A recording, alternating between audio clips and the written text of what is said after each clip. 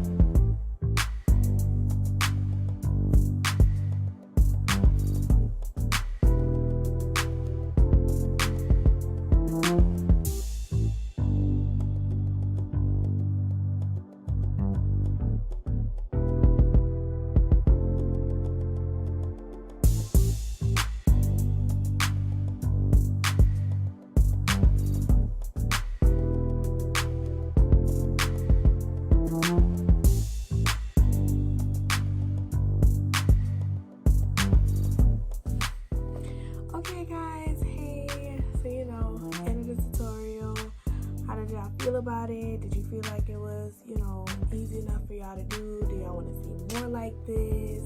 How y'all feeling about this tutorial? Long story short, you know, just let me know in the comments, like I said in the beginning. But yeah, you know, hopefully I see you guys next time. As you know, all my social medias is listed below in the description box. If you have any questions, you can always hit me up on any one of those. I will always reply. Doesn't matter, you know, what the question is. Anything personal you want to know, you can ask. You can just ask anything. I'm pretty fairly friendly person. You know, kind of, sort of. But yeah. You know, yeah. I'll see y'all next time.